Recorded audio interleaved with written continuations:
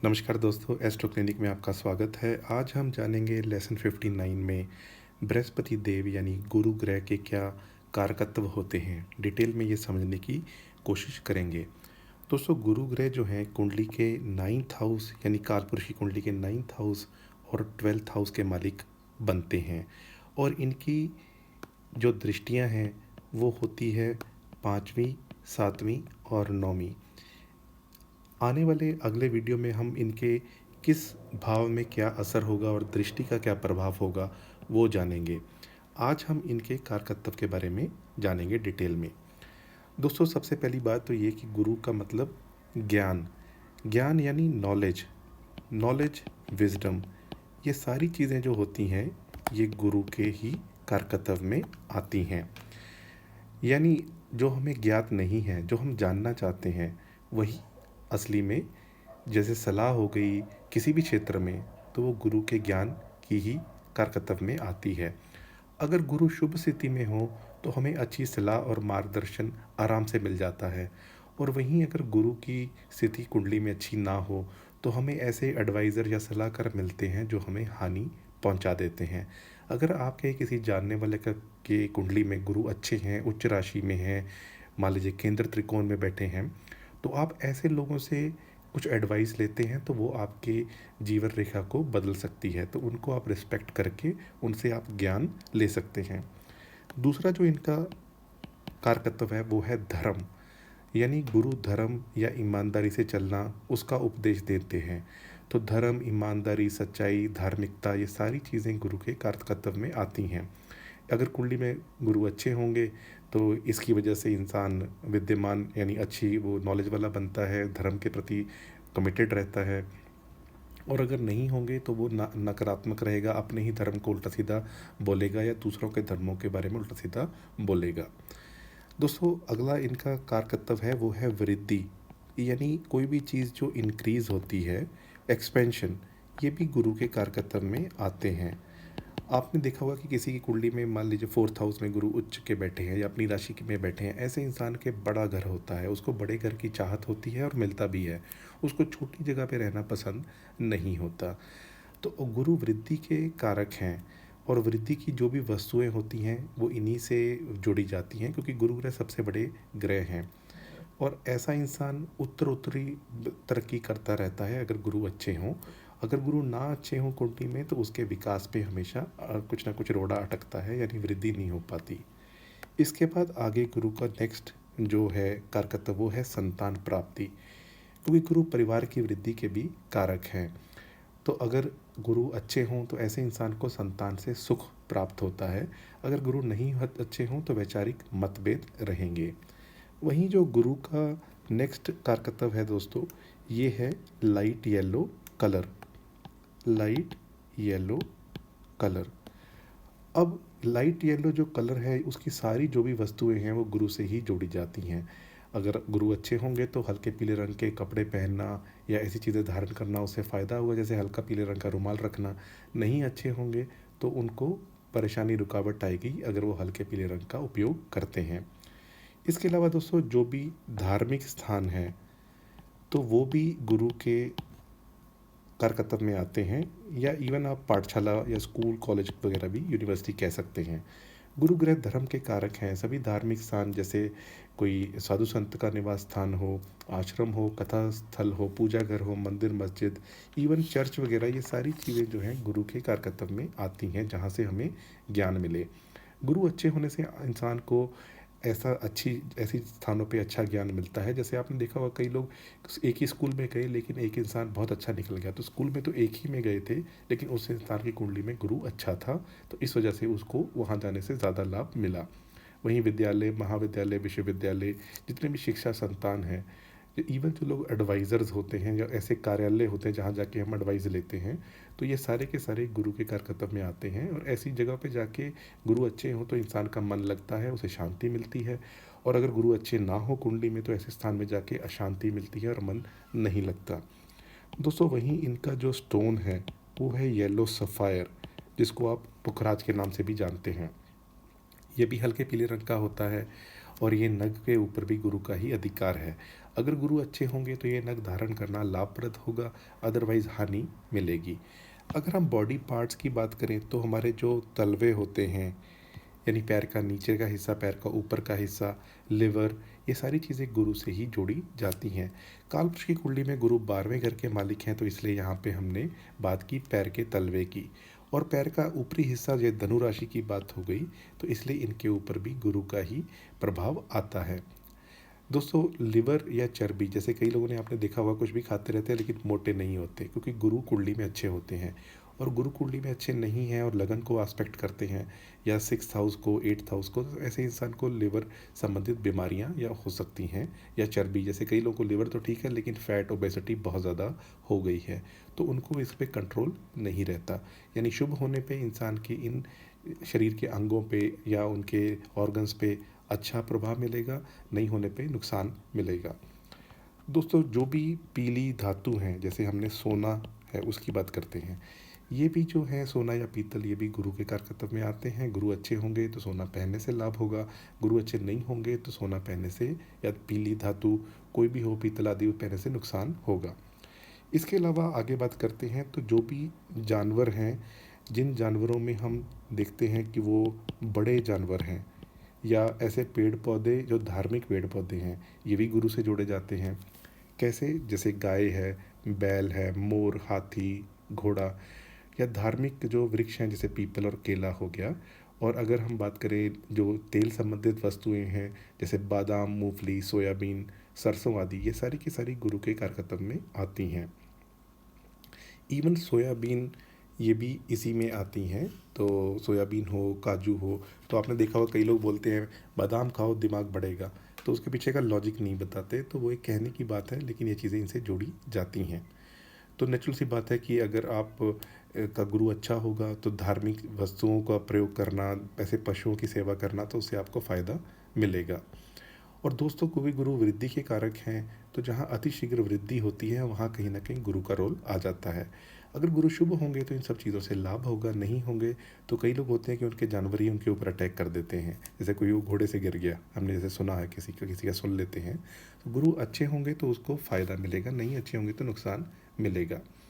वहीं जो परामर्श की संस्था है, जैसे एडवाइज़र्स हैं, कंसल्टेंसी फर्म्स हैं, ये सारी भी इसी से ही जोड़ी जाती हैं। दोस्तों, सलाह भी जो हम लेते हैं तो वो हमारे लिए काम आई या नहीं आई, तो एक तो सलाह देने वाला है और एक सलाह लेने वाला है, तो दोनों ही चीज़ें देखनी चाहिए। यानी जो सलाह दे रहा है उसका भी गुरु अच्छा हो, और जो सलाह ले रहा है उसका भी गुरु अच्छा हो। दोनों गड़बड़ होंगे तो सलाह भी गलत मिलेगी और वो उसके ऊपर भी और ज़्यादा गड़बड़ कर देता है। दोस्तों, आगे चलते हैं, अन्य कारकत्व के बारे में जानते हैं। 9 के 9 ग्रह में सबसे बड़ा जो प्लैनेट है वो गुरु ही है, और इनके 28 उपग्रह की अभी तक खोज हो चुकी है। तो आप लगा लीजिए कि ये कितने बड़े ग्रह हैं। और गुरु शिक्षा ज्ञान करने वाले जो भी महापुरुष ज्ञानी होते हैं, उनका कहीं ना कहीं गुरु बहुत अच्छा होता है। और गुरु जो हैं, ये संपूर्ण ज्ञानी इंसान हो, कोई बहुत विद्वान हो, वेद पंडित हो, जैसे आपने सुना होगा कि इनको तो कंठित है, इनको तो वेद याद हैं, तो कहीं ना कहीं गुरु का रोल वहाँ आ जाता है। दोस्तों, गुरु अच्छा होगा तो इंसान हमेशा हंसमुख होगा, उत्साहित रहेगा, सबसे कुशल व्यवहार करेगा, चेहरे पे पीला सुनहरी रंग चमकता है जब भी मुस्कुराते हैं। और इसके अलावा आध्यात्मिक भी होंगे, पंडित होंगे, शास्त्री होंगे, इवन जो वाक्पटुता की कला होती है, जैसे हम डिबेट कहते हैं, उसमें भी बहुत अच्छा प्रदर्शन करते हैं, उनको समाज में बहुत मान सम्मान मिलता है। और इसके अलावा ये बड़े शास्त्री या बहुत बड़े एडवाइज़र्स और वो सारी लेवल पे पहुंच जाते हैं। वहीं अगर ये, क्योंकि ये न्यायप्रिय से भी जोड़ा जाता है, तो ऐसे लोग अन्याय नहीं होने देते। यानी दो लोग आपस में उलझ रहे हैं तो ये कहीं ना कहीं वहाँ पे आके दोनों पक्षों की बात सुन के उचित निर्णय लेने का या योग्य निर्णय लेने की सलाह देते हैं, और उनको धर्म पे भरोसा होता है। जो धार्मिक नहीं होते लोग, इनसे ये दूरी बनाते हैं क्योंकि इनको वो पसंद नहीं होते। तो आप कह सकते हैं कि न्यायमूर्ति हुए, एडवोकेट हुए, दंड अधिकारी हुए, महत्वपूर्ण जो राजकीय पद होते हैं या क्षेत्र होते हैं, वहाँ पे गुरु का ही कार्यरत होता है। दोस्तों, ये सब होने के बावजूद आपने देखा होगा कि कई लोग के अंदर बहुत चीज़ें वो पा जाते हैं, लेकिन उनके अंदर अभिमान नहीं होता। वो कहा जाता है ना, जो पेड़ जितना बड़ा होगा, जितने उस पे फल लगेंगे उतना ही झुकेगा।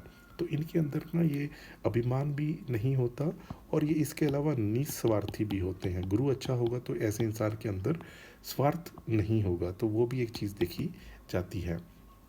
इनका कहना है सादा जीवन और उत्तम विचार, और ये दूसरों को भी प्रेरित करते हैं कि अच्छे काम करो, ये सबका भला चाहते हैं और मन को आनंद और संतोष दिलाते हैं। इनको शाकाहारी मिष्ठान पसंद होते हैं, स्वादिष्ट भोजन अच्छा लगता है इनको, जो भी हिंसा जो है उससे ये दूर रहते हैं। आपने जैसे महात्मा गांधी के बारे में सुना होगा, नॉन वायलेंस मूवमेंट, तो उनकी जब कुंडली बनाएंगे तो गुरु का विचार करेंगे, लेकिन ऐसी जो विचारधारा है कि वायलेंस से नहीं चलना, कहीं ना कहीं गुरु का वहाँ पे रोल आ जाता है।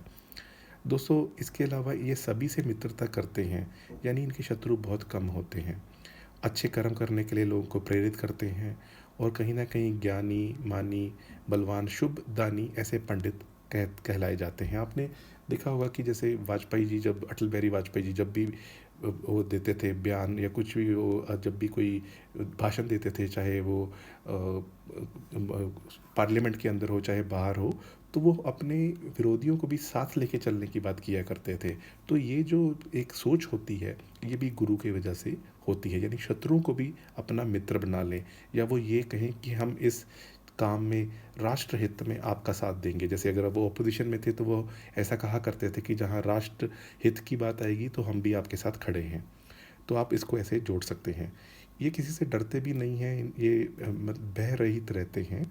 कोई धार्मिक अगर आयोजन हो रहा हो तो वो करने में तत्पर रहते हैं, उसमें आगे भी रहेंगे, चाहे वो कथा करना हो, प्रवचन देना हो, भजन देना हो, कीर्तन देना हो, यानी ये खुद धर्मगुरु ना हो लेकिन आयोजन करने में भी अच्छा आगे बढ़ के काम करते हैं। दोस्तों इनको पर्यावरण एनवायरनमेंट जो है वो भी उसके प्रति वो कमिटेड रहते हैं। जैसे हमने हिस्ट्री में एक बात सुनी है, चिपको मूवमेंट, जहाँ पे एक इंसान पेड़ों से चिपक गए थे कि हम पेड़ नहीं कटने देंगे। तो कहीं ना कहीं धर्म धर्म के अलावा पर्यावरण की रक्षा करने में भी ये विश्वास रखते हैं। जब भी कोई यज्ञ होता है तो अग्नि में घी, तेल आदि वस्तुएं जलाई जाती हैं, इससे पर्यावरण में रोगाणु या कीटाणु खत्म हो जाते हैं। तो ये सारी चीज़ें गुरु के ही प्रभाव में आती हैं। तो सरकारी राजकीय क्षेत्रों की हमने बात कर ली, उच्च गजेटेड पोस्ट की बात कर ली, इवन आईएएस आईपीएस, विशेष जो सलाहकार राजदूत हो गए, सचिव हो गए, जैसे सचिव में भी कोई प्रधान सचिव हो गया, तो वो ऐसे जो अच्छे पोस्ट के लोग होते हैं उस पर काम करते हैं। तो गुरु अच्छा होगा तो वो वहाँ जाके और भी अच्छा काम करेंगे। अगर गुरु अच्छा नहीं होगा तो ऐसे लोग वहाँ जाके पोजीशन का मिसयूज़ करते हैं। दोस्तों इसके अलावा ये अगर विरोध भी किसी का करते हैं तो वो नीतियों पे विरोध करते हैं, व्यक्तिगत नहीं। यानी ये कहेंगे आपका ये पक्ष है लेकिन हम इससे सहमत नहीं हैं। वो ये नहीं कहेंगे कि हम आपको पसंद नहीं करते। तो दोनों चीज़ों में अंतर हो जाता है, यानी सत्ता में आने के बाद भी विरोधियों का ये सम्मान ही करते हैं, यानी व्यक्तिगत नहीं। दोस्तों इसके अलावा अगर हम बात करें तो अगर जैसे आपने सुना होगा कि मज़दूर एसोसिएशन है, कोई एजुकेशन टीचर एसोसिएशन है, सरकारी कर्मचारियों के कुछ ऐसी एसोसिएशन है, तो गुरु अच्छा होने पे ऐसे लोग इन पोजीशंस पे आके भी अच्छा काम करते हैं। कई लोग तो ऐसे हैं जिन्होंने किसी फैक्ट्री में गए और पहली बार वहाँ पे मज़दूर संघ बनाया, तो उनका गुरु अच्छा था तो उन्होंने लेगेसी सेट की, तो ऐसा देखा जाता है। तो इसके अलावा लेखन के जो कार्य हैं, यानी राइटिंग के जो कार्य हैं, जैसे आपने देखा होगा कई लोग क्रिएटिव राइटिंग करते हैं, नाटक की कथा, पटकथा, उपन्यास लिखते हैं, इवन ज्योतिष लेखन लेखन करते हैं, अभिनय लेखन करते हैं। ये सारी चीज़ें जो हैं ये भी मैगजीन्स वगैरह, ये सारी चीज़ें गुरु के उसमें आती हैं। तो कहीं ना कहीं गुरु का वहाँ पर भी योगदान देखा जाता है। दोस्तों ये स्त्री हो, पुरुष हो, बालक हो, बड़े लोग हों, यानी उम्र से बड़े हों, सभी का सम्मान और सभी को मित्र की नज़र से देखते हैं। और इनका जो भाग्य उदय है वो उम्र के 16th ईयर से स्टार्ट हो जाता है। यानी अगर गुरु आपका अच्छा है तो भाग्योदय आपका 16 साल की उम्र से कराना शुरू कर देगा। ये वो पीरियड होता है जब हाई स्कूल में आप जाते हैं और उसके बाद सीनियर सेकेंडरी की तरफ बढ़ते हैं। और अगर आपका गुरु बहुत अच्छा है तो आपको शारीरिक बीमारियां भी बहुत कम होती हैं। एग्जाम्पल, आपका गुरु अच्छा है लेकिन चंद्रमा वीक है, तो हो सकता है आप डिप्रेशन में चले जाओ लेकिन आपकी बॉडी में प्रॉब्लम्स नहीं होंगी। चंद्रमा वीक है तो आप डिप्रेशन में गए, तो उसका भी इलाज जो जब उसकी बात होगी तो करेंगे। लेकिन गुरु अच्छा है तो इन जनरल शरीर की बीमारियां बहुत कम होती हैं। यानी कुछ भी खाते रहते हैं, मीठा खाते रहते हैं, लेकिन बीमारियां इनको पकड़ती नहीं हैं। तो गुरु के बारे में हमने संपूर्ण तरीके से जाना कि गुरु के कारकत्व क्या हैं, कौन सी ये राशियों के मालिक हैं और इनकी दृष्टियाँ कौन सी होती हैं। अगले वीडियो में हम ये जानेंगे कि गुरु किस घर में बैठ के क्या रिज़ल्ट देते हैं और दृष्टियों का क्या रिज़ल्ट रहता है। दोस्तों, मेरे चैनल पे मैंने प्लेलिस्ट बना रखी हैं अगर आप एस्ट्रोलॉजी सीखना चाहते हैं। इसके अलावा एक प्लेलिस्ट ये भी है कि अगर आप 12 लग्नों के बारे में जानना चाहें, 12 राशियों के बारे में, तो वो आप जान सकते हैं। इसके अलावा मैंने फेमस पर्सनैलिटीज़ के ऊपर भी प्लेलिस्ट बना रखी है, तो वो हम इस तरीके से देखते हैं कि अगर कोई इंसान कहीं पहुंचा तो उसकी कुंडली में क्या था जो उसने वो जो उसको पुश करता रहा तरक्की की तरफ जाने के लिए। दोस्तों, अगर आपको ये वीडियो अच्छा लगा तो इसको लाइक कीजिए। लाइक करने से क्या होता है कि यूट्यूब अपने इंटरनल इंसाइट से ये वीडियो और लोगों तक पहुंचाता है। और अगर आपको ज्योतिष में इंटरेस्ट है, आप इस चैनल पे बार बार आते हैं, तो अभी तक सब्सक्राइब नहीं किया, अब तो नया साल भी आ गया, तो सब्सक्राइब कर लीजिए। तो दोस्तों, यहीं पे